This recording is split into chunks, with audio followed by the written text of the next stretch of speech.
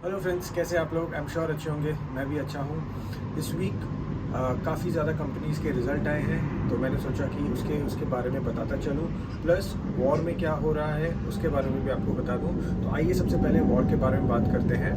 अभी वॉर एक ऐसी सिचुएशन, ऐसी टर्निंग पॉइंट पे है जहाँ पे लोगों को समझ में नहीं आ रहा है हो क्या रहा है। लोग एंटिसिपेट कर रहे थे कि एक छोटा सा ग्रुप है हमास, जो इज़राइल 3-4 दिन में कॉन्कर कर लेगा, बट ये तो खींचते जा रहा है। अभी इस तरफ से लेबनान और जॉर्डन भी आ रहे हैं, और ईरान ने भी बोला है कि अगर कुछ ज़्यादा होगा तो हम भी आएंगे।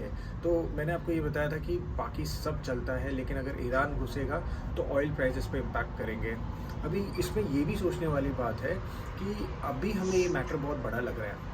अभी आपको याद होगा कि कुछ महीने पहले हम रशिया की बात कर रहे थे, रशिया यूक्रेन की बात कर रहे थे कि अरे यार, रशिया यूक्रेन का वॉर चल रहा है, ऑयल प्राइसेस बढ़ेंगे, ये होगा वो होगा। उसके बाद इंडिया कनाडा कॉन्फ्लिक्ट आया, और अभी ये आया। तो मुझे ऐसा लगता है कि this is just a buying point. अगर किसी को अच्छे स्टॉक्स अच्छे प्राइस पे मिल रहे हैं तो उनको लेना चाहिए, बिकॉज अभी ऐसा हो गया है कि सबको पता है कुछ ना कुछ कहीं ना कहीं हो रहा है, तो उस पर ज़्यादा ध्यान नहीं दे रहे। ऊपर से ये एक और चीज़ है कि ये जो फाइट है इसमें आप देखेंगे कि लोग एक्सपेक्ट कर रहे थे कि मुस्लिम कंट्रीज़ एक साथ आ सकती है, नहीं आ सकती है, बट इसमें बहुत ही डिफरेंशिएटेड ओपिनियंस है लोगों के। कुछ मुस्लिम कंट्रीज़ ने बोल दिया है कि जो हमास ने किया वो बहुत गलत किया, या वो उनके साथ नहीं खड़े। कुछ कंट्रीज़ बोल रहे हैं कि आप जो भी करना है पैलेस्टीन्स के जो सिटीजन्स हैं उनके बारे में सोचें। तो ये बहुत ही मिली जुली चीज़ें लग रही है, बट मुझे ऐसा लगता है कि अब इससे कुछ होने नहीं वाला है। अगर आपको अच्छा बाइंग पॉइंट मिलता है तो आपको खरीदना चाहिए, बिकॉज यूएस मार्केट ने तो मुझे ऐसा लगता है ऑलरेडी डिस्काउंट कर दिया है। अगर आप देखेंगे यूएस मार्केट तो ऊपर ही जा रहे हैं, उनको कोई फ़र्क ही नहीं पड़ रहा है कि इजराइल इज़ एट वॉर।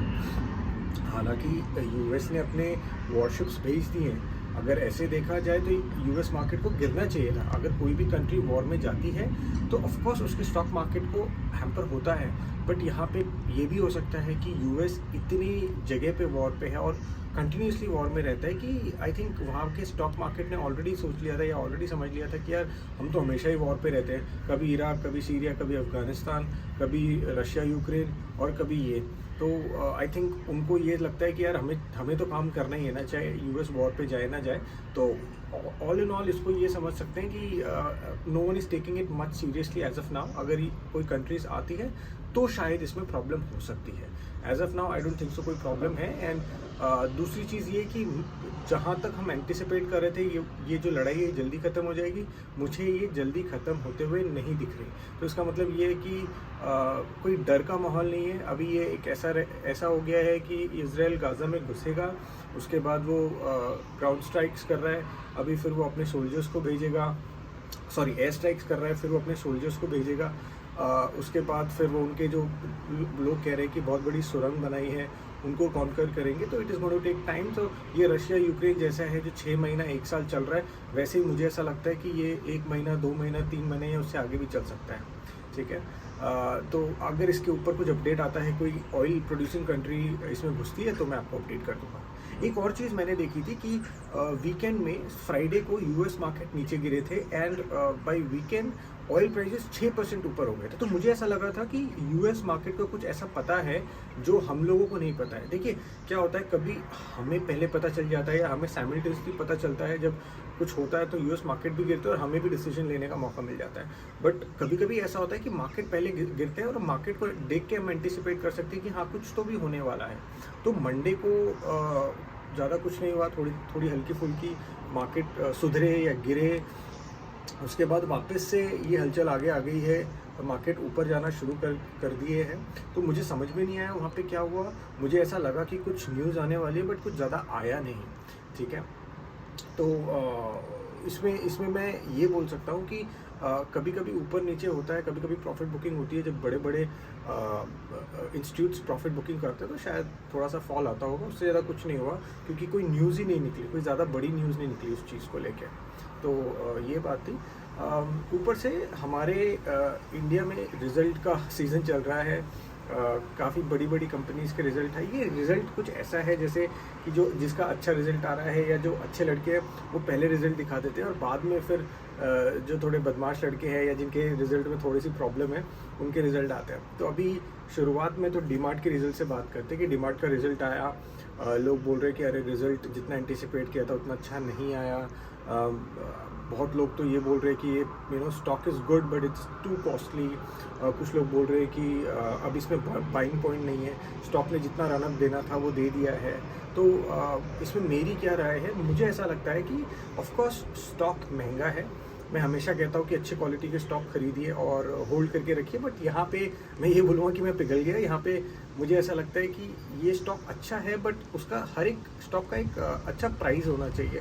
अगर आप केला ले लेंगे सेब के प्राइस पे तो डजंट मेक सेंस। आपको अगर कोई अच्छी चीज़ है तो उसका एक वैल्यू होना चाहिए प्राइस का, जिसको आप खरीदें तो आपको भी ऐसा लगे कि हाँ भाई वैल्यू फॉर मनी है। DMart no doubt as a industry ये 5-10 साल की इंडस्ट्री नहीं है, 150-200 साल की इंडस्ट्री है।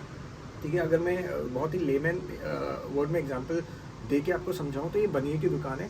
आपने बनिए की दुकान कितनी बंद होती हुई देखी है, और बनिए की दुकान चलती ही है, भले ही प्रॉफिट में ऊपर नीचे हो जाए बट बनिए की दुकान चलेगी ही चलेगी। तो डीमार्ट भी कुछ वैसा ही है। डीमार्ट आपको शायद कम प्रॉफिट दे, मे बी कम रिटर्न्स दे, मे बी स्टॉक प्राइस ज़्यादा ऊपर ना जाए, मे बी साइडवेज मूवमेंट बहुत ज़्यादा हो। साइडवेज मूवमेंट का मतलब ये होता है कि अगर कोई स्टॉक किसी प्राइस पॉइंट पे आ जाए और वो महंगा है पीई के हिसाब से, तो क्या होता है वो 6 महीने, 2 साल, 1 साल वो सेम प्राइस पे चलता रहता है, हल्का फुल्का 1-2% ऊपर नीचे होता रहता है।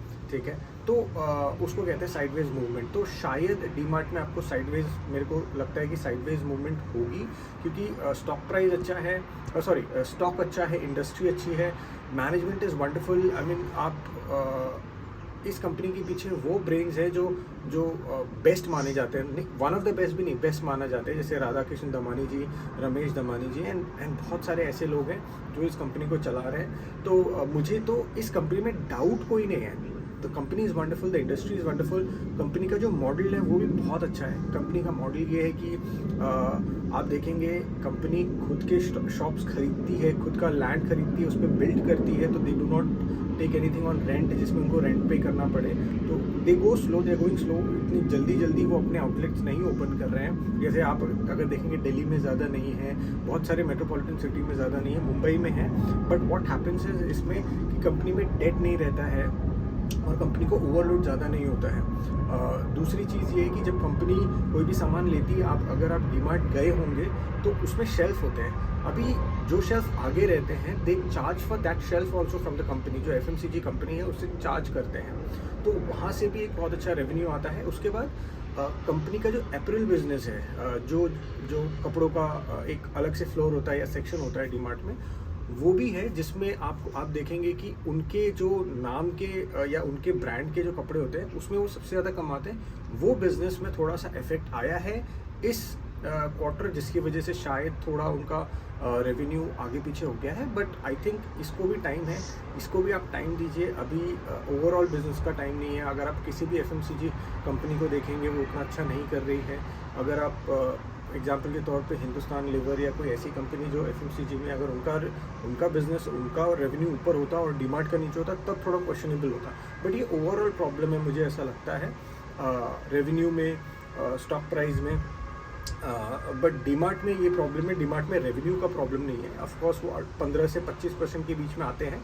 प्रॉब्लम इनके यहाँ पे ये है कि स्टॉक ऑलरेडी बहुत चल चुका है, ऑलरेडी बहुत ऊपर है, प्राइस वैल्यू पे मैच नहीं कर रहा है। अगर आप मेरे हिसाब से 15 से 20 या 25% के पी पे हैं और आप ग्रोथ पे हैं और आपका पी रेशियो जो है वो अगर 100 के आसपास है, तो आपको पता है कि ज़्यादा नहीं चलेगा। It is always going to be a sideways movement. कहते हैं ना बहुत नाइंसाफ़ी है, तो वही चीज़ हो रखी है यहाँ पे। हाउएवर मुझे ऐसा लगता है कि अगर आपको एक स्टेबिलिटी चाहिए स्टॉक में, तो ये बहुत अच्छा स्टॉक है। अगर आपको in short, if you are not a mutual fund manager, of course you are not, आप अगर देख रहे हैं you are a retail investor, तो आपके पास टाइम है।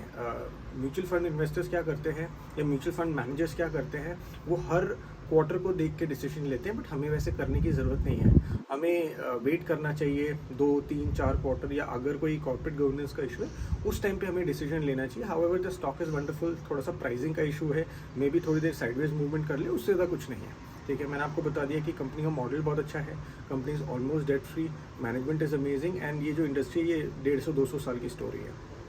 ठीक है, आइए चलते हैं फिर HDFC के बारे में बात करते हैं। HDFC का भी रिजल्ट बाहर आ गया है।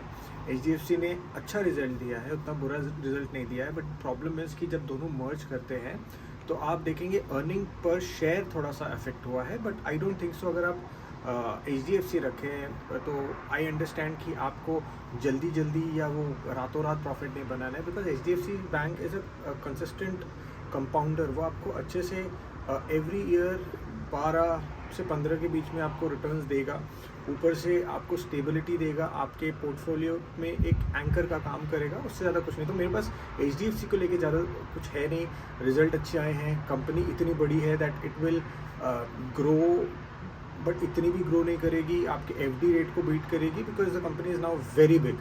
आपको पता होगा कि it is 4th largest bank in the world, तो आप इसमें ग्रोथ एक्सपेक्ट नहीं कर सकते। जो ग्रोथ होता है, जो आप 15 से 25% के बीच में एक्सपेक्ट करते हैं, आई डोंट थिंक सो कि वो HDFC बैंक में आएगा।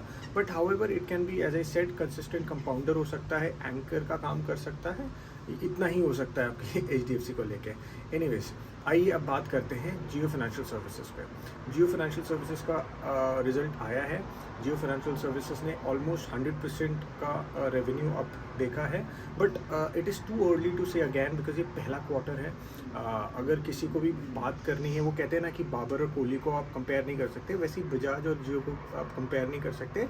कोहली ने इतनी सेंचुरीज मार रखी है, इतने मैचेस खेल रखे हैं, बाबर ने अभी अपना करियर शुरू किया है, तो जियो का भी सेम ही है। उसको 2-3 क्वार्टर जाने दीजिए, then we can understand how it works. But हाँ, मैंने जैसे कि पहले भी आपको बताया था कि इंग्रेडिएंट्स सारे परफेक्ट हैं, management is wonderful, KV Kamat साहब एंड उनके साथ और भी बहुत सारे लोग जुड़े हुए हैं। फंड का कोई प्रॉब्लम नहीं है, ऊपर से अंबानी ग्रुप से ये निकल रहा है, तो इंग्रेडिएंट्स आर परफेक्ट। क्वार्टर जैसा आप एक्सपेक्ट कर सकते थे या एक परफेक्ट स्टॉक को होना चाहिए था, वैसे ही जा रहा है। We have to just hope and pray कि ऐसे ही 2 और 3 क्वार्टर निकल जाए तो हमें पता चल जाए।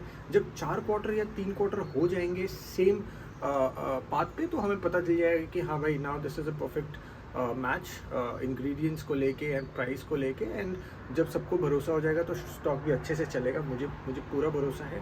और इस स्टॉक में सबसे अच्छी चीज़ क्या है कि ये सिर्फ लोन सेगमेंट में नहीं है कि बजाज को compete करेगा। It is in AUM, it is in payment gateways like Paytm या गूगल पे, तो बहुत सारी चीज़ों में है। म्यूचुअल फंड्स में भी है, तो it is in many fields. तो जियो अभी शुरू हुआ है, it has a long way to गो।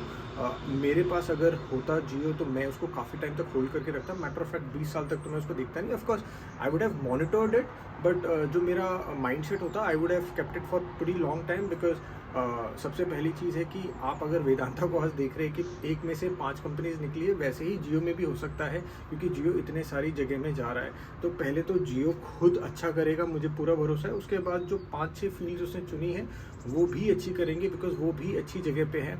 आज के टाइम पे अंडर पेनिट्रेटेड है सारे के सारे फील्ड्स में।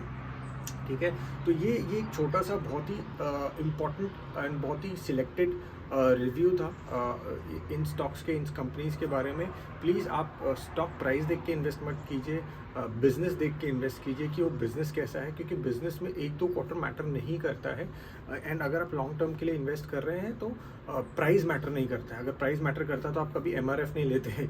ठीक है, बिकॉज MRF आज 1 लाख से ऊपर पर शेयर है, बट उसका market cap is just 35 to 40,000 crore rupees. तो आप को उस हिसाब से देखना चाहिए कि अगर मैं इस बिज़नेस में हूँ, अगर मेरा खुद का बिज़नेस है, तो क्या मैं 1-2 क्वार्टर से बाहर निकल सकता हूँ? नहीं, ऐसा नहीं होता है। तो आपको वैसे ही करना चाहिए, वैसे ही सोचना चाहिए। आपके पोर्टफोलियो में जो भी स्टॉक्स हैं वो उसी तरह से रखने चाहिए आपको। इसके अलावा अगर कोई आगे अपडेट आएगा तो मैं ज़रूर आपको अपडेट करूँगा। इस चैनल को प्लीज़ सब्सक्राइब कीजिए सो दैट आप रेगुलर अपडेट्स ले सकें, ऑल्सो मेरा रिव्यू समझ सकें। बिकॉज रिव्यू में मैंने आपको बताया कि इसके पीछे काफ़ी रिसर्च लगती है। ऑन टॉप ऑफ इट मेरे लिए ये ज़रूरी नहीं है कि आपको क्या इन्फॉर्मेशन दूँ, बट ये ज़रूरी है कि क्या जो फालतू इन्फॉर्मेशन है जो आपके लिए इम्पोर्टेंट नहीं है उसको साइड में रख के जो सिलेक्टेड इम्पोर्टेंट इन्फॉर्मेशन है वही आपको दूँ। ठीक है, थैंक यू सो मच देखने के लिए, प्लीज़ सब्सक्राइब कर दीजिएगा, बाय।